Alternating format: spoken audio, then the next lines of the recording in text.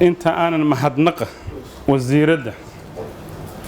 golaha igula jirtay saaxiibada Xaniifa iyo Khadiija oo iyana nagula jirtay golaha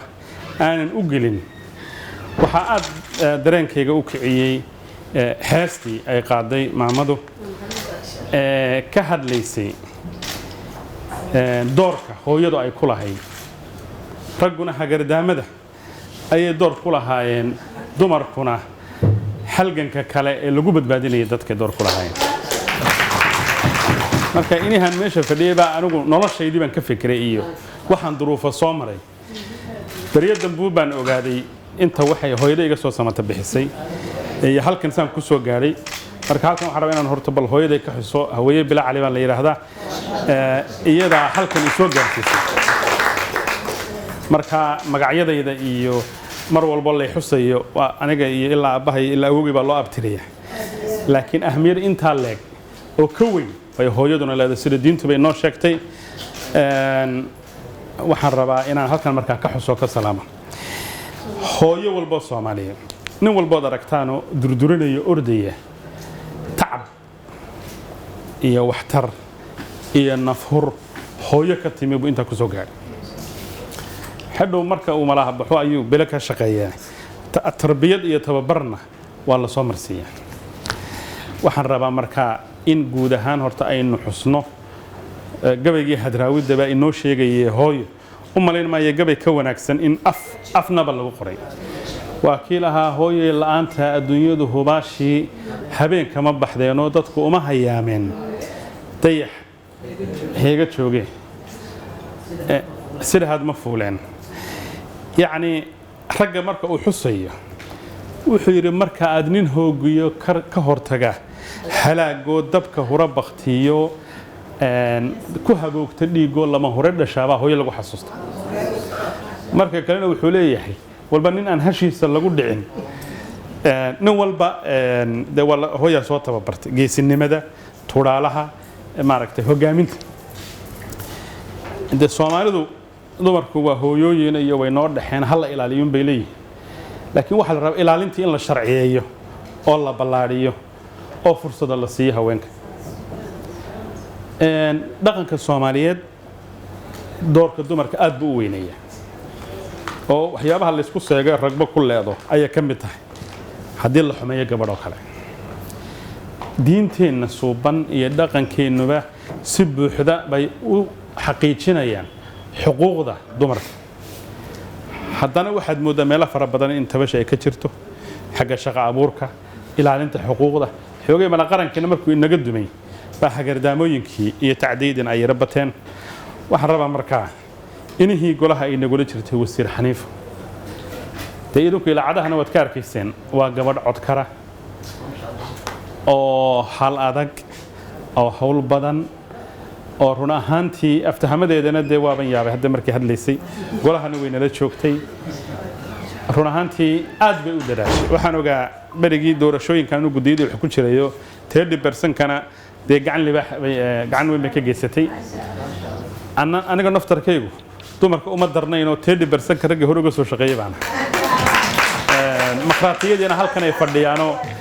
jawaahir iyo maama batuulo iyo xildhibaanadii mas'uuliyiintu badi way og yihiin sidii baan ugu sii roonaan doonaa waan ogaa in badan baan 16 ka soo wada shaqeynay halganka horta kalgacalka iyo wanaaga loo qabo hooyooyinka iyo haweenka Soomaaliyeed ka soo koob dhaqaalaheena iyo wax soo saarka bulshada ayaaba de aasaas ay u yihiin waa macallimiintii waa maamulayaashii waa hogaamiyaashii golaha wasiirada ku jiray marka in xuquuqdooda iyo wixii ay u baahan yihiin taageero la sugo waa hil qaranka loo galay miyiga marka la joogi jiray odayga reerku marka geela la dhaco iyo maalinta xerada la oodayo ayuun baaba hawlo iyo marka la yara aruurinayo waliba geela ma aha dhaaminta maalin walba inta mooyaane inta kala dhan horta dumarka ayaa ku beegnaa aroor ilaa habeen waa shaqeynaya wiil walba oo hadda meelaha marayana hooyadii ama dhuxul ha iibiso ama jaad ha iibiso ama tamaandho ha iibiso ama shaqooyin aanu qofku xamili karin ka shaqaysee saasaa lagu soo koriyo oo wax ku soo bartay waxaan rabnaa dawladdan dan qaran xukuumaddan oo uu hogaaminayo ra'iisul wasaare xamse iyo madaxweyne xasan sheekh maxamuud inay indho gaara ku eegto arrimaha haweenka si looga miro dhaliyo yoolalka ay ka mid yihiin amniga iyo isku xidhka bulshada iyo midnimada dee dumarku halkaa qayb libax bay ka qaadanayaan marka dan qaran baaba dan dumara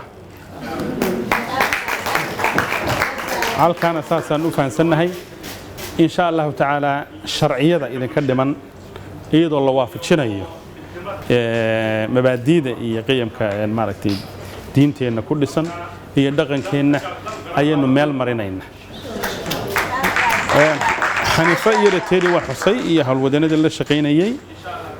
iyo xildhibaanadii garab taagnaa oo ay ka mid yihiin Caasha Koos iyo xildhibaan Canab iyo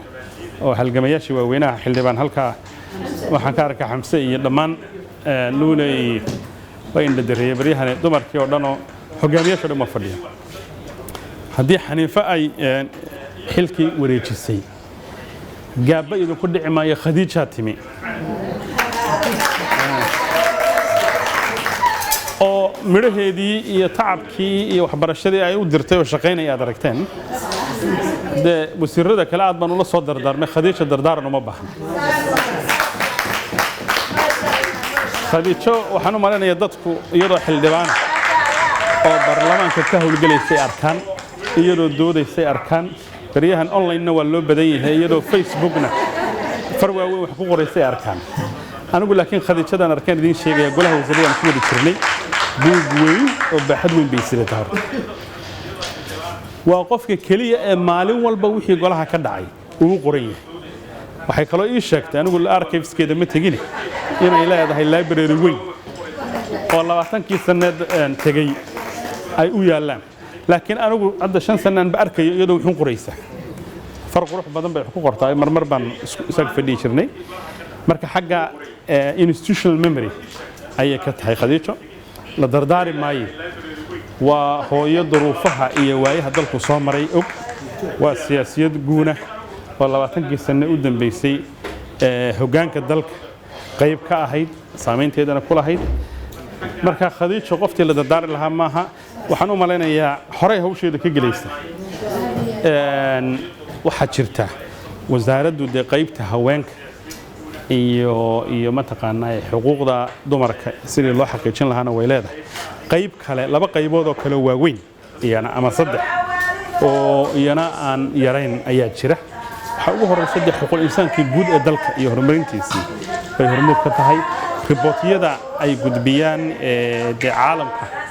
guud sharciyo guud adduunka ka jira oo ilaaliya badqabka ruuxa iyo noloshiisa ribootyo culus ayay ka jawaabtaa wasiiradu markaa joogta wasiirka markaa jooga sharciyo la rabo inuu ilaalino baa jira oo aad looga shaqeeyo waxa kaloo jirta ilaalinta xuquuqda caruurta inaan askari laga dhigin ilmo yar inaan shaqo loo dirin dalkeenna waxyaabaha de marka aad aragto loo baahan yahay inay run ahaantii dareen gaar ah ku dhan waxa kamid ah gabadh yar ama wiil yar oo 6 jira oo baalashle ah ma caseeya la yiraahdaa gan ilmaha yar waa ilma caruurnimadiisii inta laga xoogay oo laga qaatay la yiri sidii qof weyn u dhaqan oo shaqada waxa jira 14 jir